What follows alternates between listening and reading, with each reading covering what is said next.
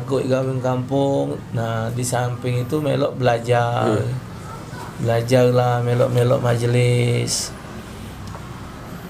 Melok Kaizen Syukri hadir di 17 Silir situ. Melok.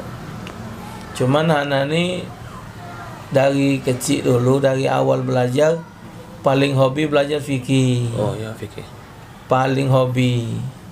Sehingga lebih dominan belajarnya ke arah fikih. Belajar kan Ustaz Muhammad bin Hamid bin Syekh bin Abu Bakar bin Salim, Kiai Yusin Suud, Ustaz Naiman Qasim, hadir juga majelis Ustaz Ali Umar Thayyib. Guru anak yang masih hidup sekarang ni Ustaz Syafi'i Yunus. Terakhir sekitar tahun 2000-an ini barulah anak belajar tauhid, bertamu dengan Ustaz Kemas Saman Zaini bin Abdul Aziz di Maulu. Kemudian lagi Kiai Kemas Haji Abdul Somad bin Kemas Jalaluddin, tauhidnya. Kemudian lagi nyambung ke Kiai Haji Abdul Hamid, Kiai Haji Dahlan Abdul Hamid. Terakhir ngaji kitab Ma'rifat dengan Kiai Abdullah Zawawi. Jadi kalau fikih-fikih itu ngeteng-ngeteng banyak, termasuk pernah belajar dengan Kiai Amin Azhari. Lalu dengan Kiai Malik Tajuddin ngaji belajar fikih sama usul. Ustaz Naiman Qasim. Ada juga hadir majlis, hadir ziarah ke Habib Umar bin Syahab, Ustaz Maci. Zaman itu banyak anak kenal dengan Kiai, dengan dengar ceramah ni. Cuman yang duduk ni majlis tadi dengan Kiai-Kiai yang anak sebut. Nah, kalau yang Kiai Husin Umri anak ketemu dengan Kiai Malik Tajuddin, dengan Kiai Ibrahim Ghani, Kiai Salihin Hamid, Kiai Amin Nangcek, Kiai Allahumma salli ala sayyidina Muhammad, Kiai Nawar anak ketemu dengan Kiai Masjid Osad, Kiai Usman Saleh, Kiai Raden Ahmad. Banyak. Jadi zaman itu banyak dapat wegit-wegit, dapat dari amalan dengan Kiai itu keliling.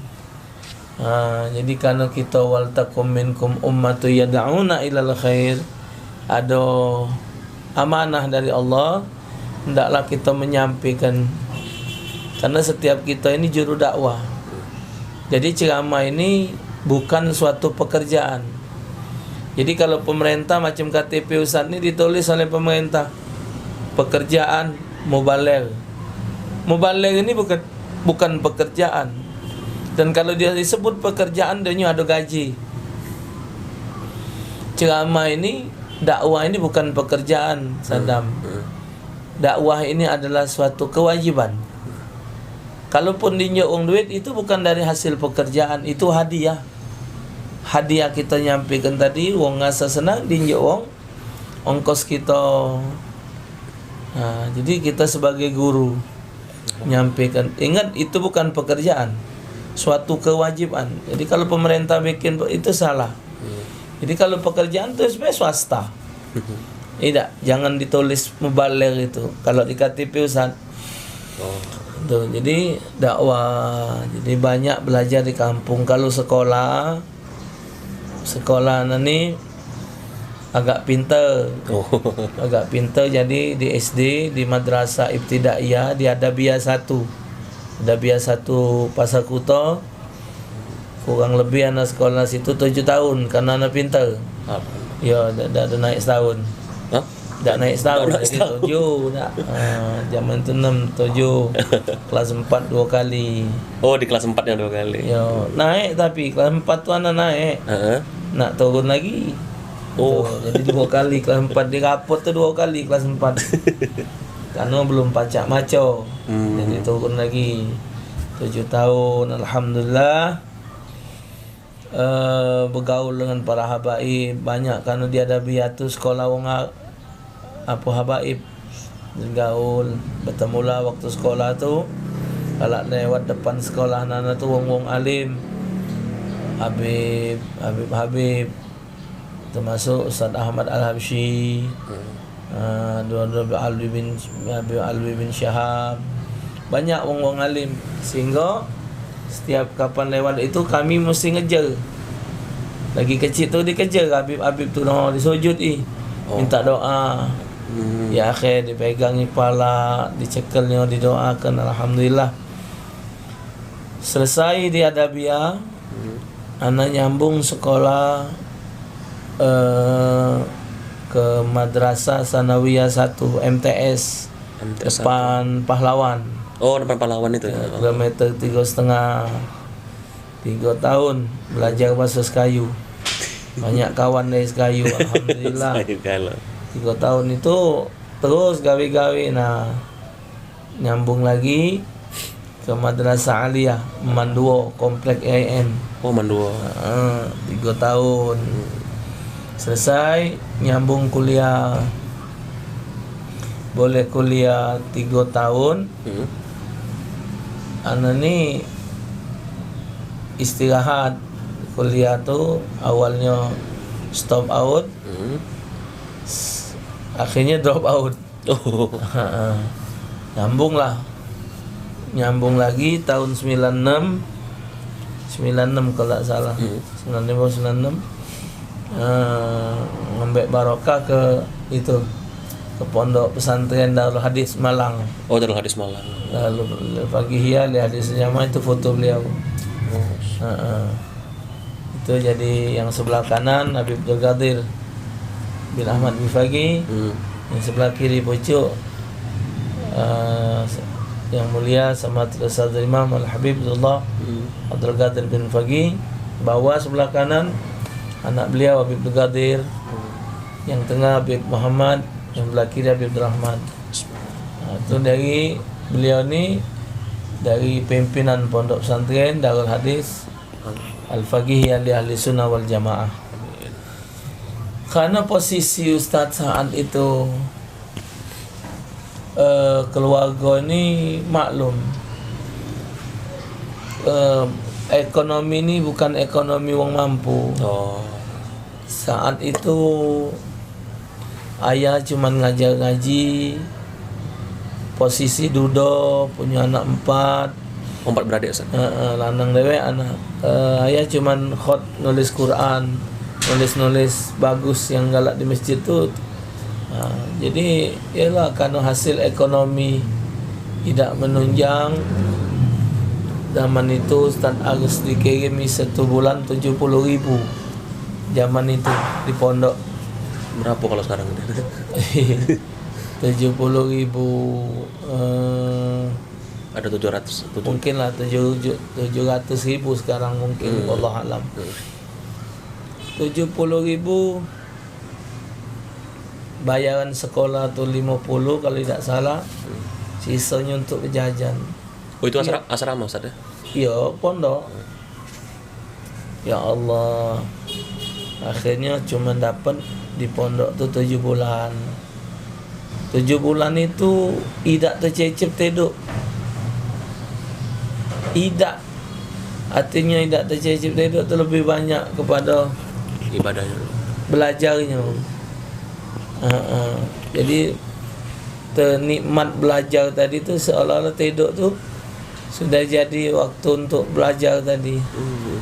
Dijadikan Allah bertemu dengan bulan puasa di Darul Hadis itu. Sepanjang bulan puasa itu tidak niat tidur. Siang tak tidur, malam tak tidur. 1 bulan itu. Tidak saja tidur. Jadi digunakan kelang hafal.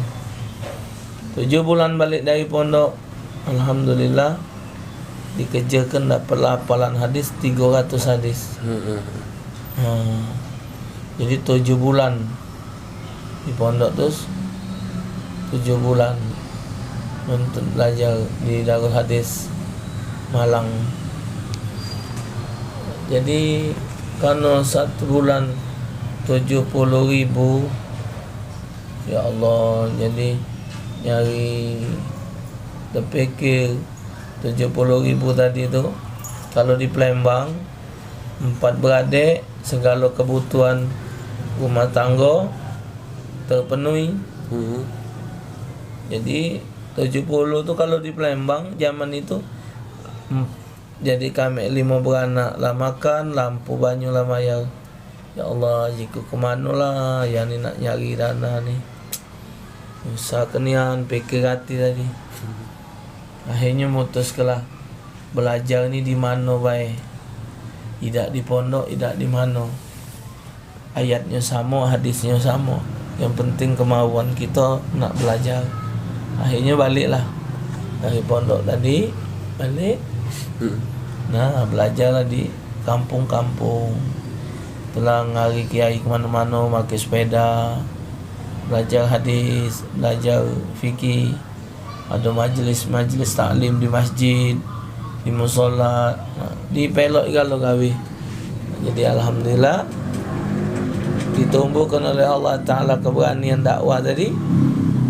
Disampaikanlah yang jelas, seorang itu mulia bukan karena pujian, seorang itu hina bukan karena adanya cacian, tapi mulia dan hina seseorang itu karena memang sudah bagian. Saat dia dihina, saat dia dimulia ke, itu adalah hak milik Allah Ta'ala.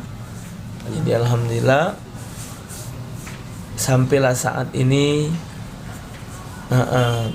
Jadi mungkin tambah hari, tambah banyak pendengar ni untuk nambahi persaksian kita di akhirat. Jadi semakin banyak orang yang dengar kita ceramah, semakin banyak saksi untuk diri kita bahawa memang kita sebagai pendakwah menyampaikan hukum Allah. Kalau baik, insya-Allah dengan banyaknya kawan tadi, nambahi syafaat, Amin. Nambahi doa. Semakin banyak kawan, semakin banyak doa, sehingga menambah kebaikan untuk diri kita. Dan banyaknya kawan juga nambahi banyaknya pengalaman untuk membaca karakter sifat seseorang masing-masing. Dalam bergaul, intinya adalah sikap kita pacak mempengaruhi wong, jangan kita dipengaruhi wong. Tanda petik, pengaruh yang baik. Kalau kita ahli majlis, kita ajak kawan kita ke majlis. Kalau kita ahli belajar, kita tumbuhkan pada diri kawan kita untuk belajar. Tapi kalau kita bergaul merusak tatanan pikiran kita, tak usah. Karena bergaul itu kita untuk mencari kawan dan pengalaman, bukan untuk menjadikan kita memaksakan kehendak. Karena hasil lagi bergaul ini pengaruhnya berat. Artinya kadang-kadang kita malu dengan keadaan kita, sehingga kita maksa ke diri untuk sama dengan orang. Nah, ketika kita maksa ke tadi, kita dewek belum mampu untuk merespon keinginan kita. Nah, kita maksa lawang tua kita, minta duit maksa, tak beli ke baju maksa. Nah, timbul pemaksaan itulah kadang-kadang merusak dari pergaulan. Kalau nak untuk pergaulan, ya tahulah dewek 14 seling, 13 seling tu. Kalau nak rusak lah mak mana cuman kita gunakan akal, berfikir, lakukanlah yang baik, lakukan sesuatu yang tidak menyalahi hukum syarak, walaupun kadang-kadang orang membenci. Yang penting yang kita gawi itu gawi benar. Agama syarak tidak melarang. Walaupun orang benci, kalau macam ya biasalah namanya. Soal orang kadang-kadang tak setuju dengan kita tu pasal kan. Karena kalau kita ketemu masyarakat atau satu kelompok yang tidak setuju dengan kita, itu kan menjadikan kita lebih apa? Memotivasi kita untuk lebih berbuat, lebih sabar juga. lebih sabar. Karena timbulnya dakwah itu karena ketemu dengan kelompok yang tidak setuju. Tapi kalau seandainya kita ketemu dengan wong itu setuju, kalau tidak ada payah lagi dakwah. Ya, kalau kita lah ketemu dengan masyarakat yang masyarakat itu wongnya baik, kalau tidak dekati lagi beban kita untuk berdakwah. Jadi terus ya, jadi intinya diawali di karir dari kehidupan yang dari perkampungan. Allah